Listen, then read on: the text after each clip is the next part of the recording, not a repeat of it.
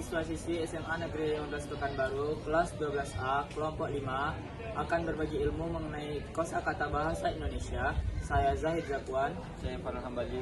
Saya Sofka Nazwa. Saya Nabila Zaskia. Saya Indah Aulia Putri. Saya Marsata Fitri. Saya Razira Asmila. Saya Juta Syafrin Saputri. Saya menjelaskan 10 kosakata bahasa Indonesia di bidang fenomena. Yang pertama, vulkanisme adalah keluarnya magma dari lapisan bumi. Contoh, meletusnya gunung berapi.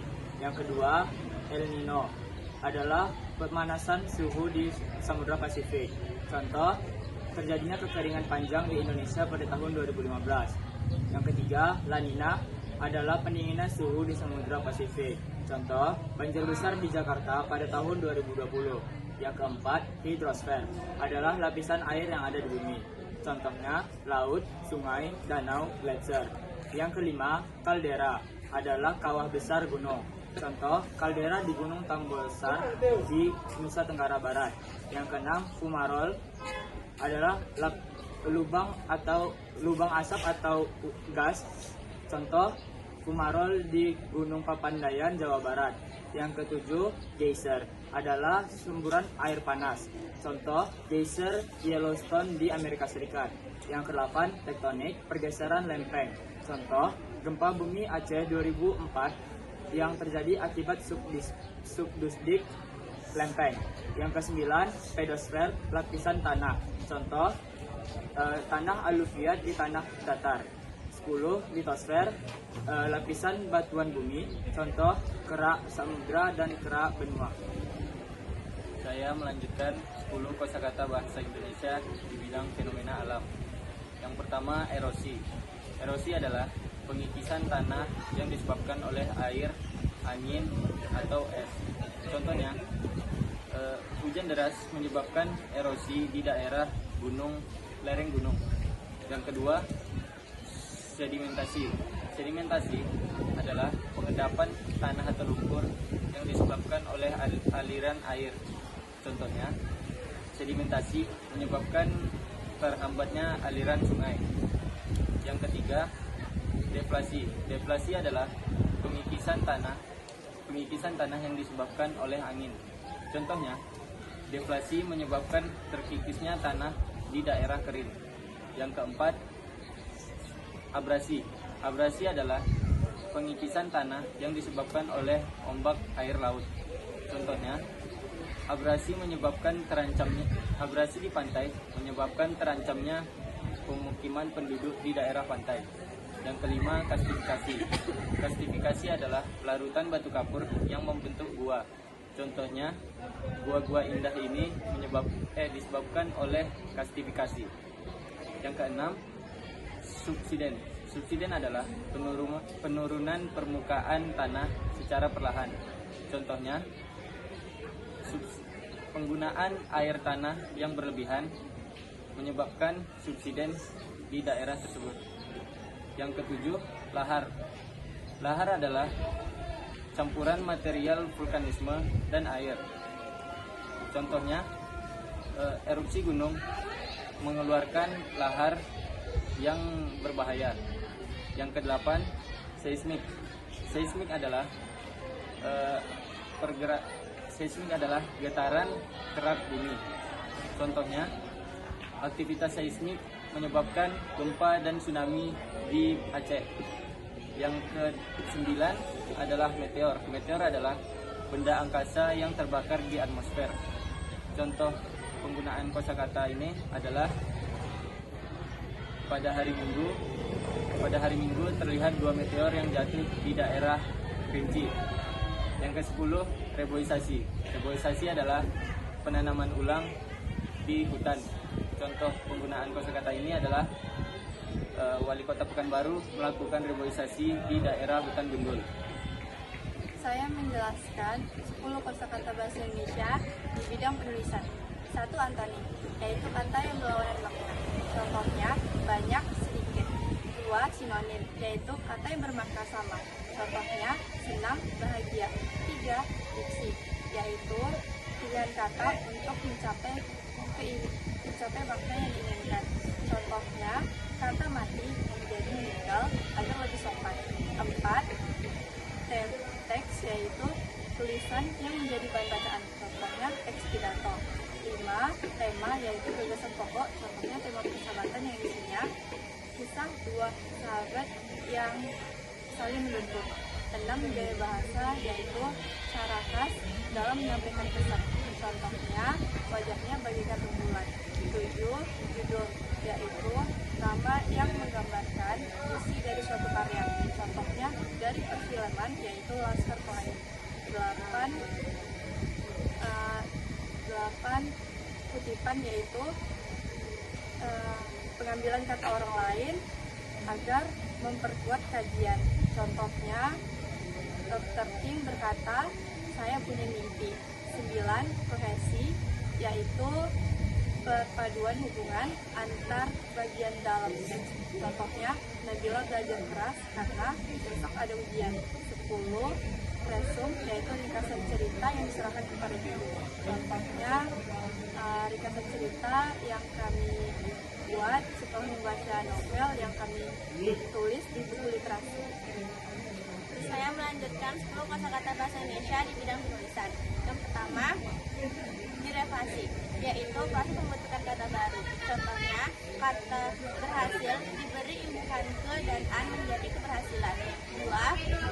Infleksi, yaitu proses perubahan bentuk kata tanpa merubah arti dasar. Contohnya, kata lari diberi imbuhan ber menjadi berlari. Katanya berubah tapi maknanya tidak berubah. 3. Reduksi, yaitu penyusunan kalimat agar padu. Contohnya, reduksi dalam berita dibutuhkan agar berita menjadi kalimat yang jelas dan singkat. 4. Revisi. Revisi yaitu proses perbaikan naskah.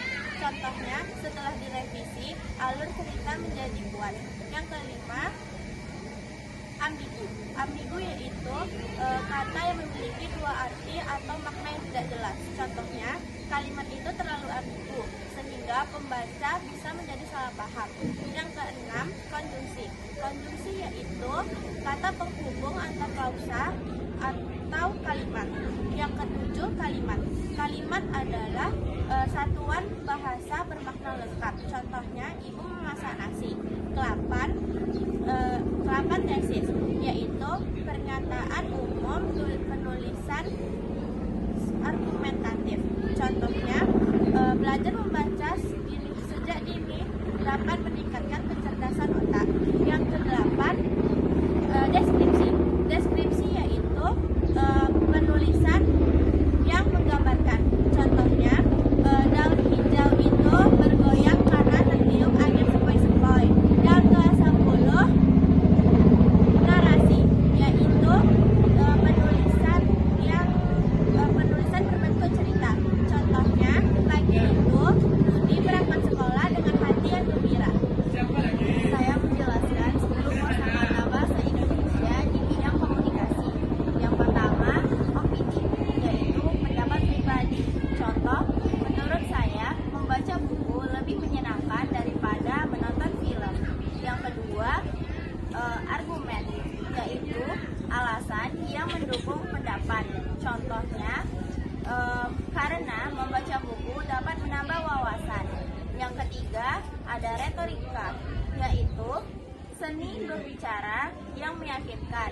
Contoh, hidup tanpa ilmu bagaikan malam tanpa cahaya. Yang keempat, yaitu publikasi. Rekomendasi, yaitu saran yang diberikan. Contohnya, sebaiknya kamu tidak mengobrol di dalam perpustakaan. Yang kelima, publikasi, yaitu memberikan informasi kepada orang lain. Contohnya, diberitahukan bahwa besok cuti bersama. Yang keenam, ada artikulasi, yaitu kejelasan dalam mengucapkan kata. Contohnya, seorang moderator harus memiliki artikulasi yang jelas agar pendengar tidak salah paham. Yang ketujuh, yaitu orasi. Orasi yaitu pidato di depan umum. Contohnya, seorang mahasiswa melakukan orasi tentang lingkungan. Yang kedelapan, metakomunikasi, yaitu memiliki pesan di balik kata-kata. Contohnya, kamu sangat pintar sekali karena selalu lupa membawa buku. Nah, yang kesembilan adalah heuristik, yaitu kalimat yang menggali informasi. Contohnya, bagaimana cara kerja listrik. Yang ke-10 yaitu adalah presentasi. Presentasi adalah menyampaikan gagasan atau hasil pengamatan kepada orang lain. Contohnya, seorang mahasiswa menyampaikan hasil pengamatan mereka di depan kelas. Saya melanjutkan 10 kosakata bahasa Indonesia dalam bidang komunikasi. Yang pertama, informasi, yaitu pengalaman atau penjelasan yang disampaikan untuk memberitahu sesuatu kepada orang lain. Contohnya, guru memberikan informasi jadwal tentang ujian. Yang kedua, persuasi, yaitu berupa ajakan atau membujuk orang lain untuk melakukan sesuatu. Contohnya, ayo membuang sampah pada tempatnya agar lingkungan menjadi bersih. Yang ketiga, dialog, yaitu percakapan antara dua orang atau lebih. Contohnya, percakapan antara guru dan siswa. Yang keempat, negosiasi, yaitu komunikasi untuk mencapai kesepakatan. Contohnya, tawar-menawar harga di pasar. Yang kelima, klarifikasi, yaitu penjelasan agar tidak menimbulkan kesalahpahaman. Yang contohnya, menjelaskan pesan yang ambigu. Yang keenam, diskusi, yaitu pertukaran pendapat antar individu atau antar kelompok. Contohnya, diskusi kelompok tentang tugas proyek sekolah. Yang ketujuh, interaksi, yaitu hubungan timbal balik antar individu. Contohnya, chat antar teman di grup WhatsApp. Yang kedelapan, kritik, yaitu penilaian terhadap pesan atau karya komunikasi. Contohnya, ulasan terhadap film di blog. Yang kesembilan, isyarat, yaitu tanda atau gerakan untuk menyampaikan atau memberi petunjuk. Contohnya, melambaikan tangan untuk menyapa. Yang ke-10, monolog, yaitu komunikasi satu arah oleh satu orang. Contohnya, ceramah di seminar. Saya menjelaskan 10 kosakata bahasa Indonesia di bidang identifikasi. Yang pertama yaitu polisemi. Polisemi yaitu sebuah bentuk bahasa yang memiliki makna lebih dari satu. Contohnya yaitu kepala, yang bisa berarti bagian tubuh ataupun seorang pemimpin. Yang kedua yaitu realitas. Realitas yaitu sesuatu yang nyata atau benar-benar terjadi. Contohnya, realitas di lapangan menunjukkan bahwa siswa masih kurang dalam memahami pelajaran matematika. Yang ketiga yaitu relevan. Relevan yaitu sesuatu yang saling berkaitan atau bersangkut paut. Contohnya yaitu pidato yang diberikan tidak relevan dengan apa yang dibutuhkan masyarakat. Yang keempat yaitu konteks. Konteks merupakan sesuatu yang menjadi penjelas dalam sebuah peristiwa. Contohnya, kata ringan dalam konteks cuaca. Hari ini turun hujan ringan, di mana ringan tersebut memiliki makna tidak deras. Pada konteks hukum, ia hanya dikenai sanksi ringan, di mana ringan tersebut memiliki makna tidak berat. Yang kelima yaitu kategori. Kategori yaitu kelompok atau golongan yang sejenis. Contohnya, ada lomba lari yang memiliki kategori 100 meter, 200 meter, dan maraton. Selanjutnya yang keenam, klasifikasi, yaitu penyusunan bersistem dalam kelompok. Contohnya, tumbuhan dapat diklasifikasikan menjadi berdasarkan jenis daunnya. Yang ketujuh, indikator. Indikator yaitu sesuatu yang dapat menjadi petunjuk. Contohnya, senyum customer bisa menjadi indikator kepuasan layanan. Yang kedelapan, gejala, yaitu tanda-tanda dalam sebuah peristiwa. Contohnya, demam, batuk, dengan pusing itu merupakan gejala dari influenza. Yang ke-9 yaitu karakteristik.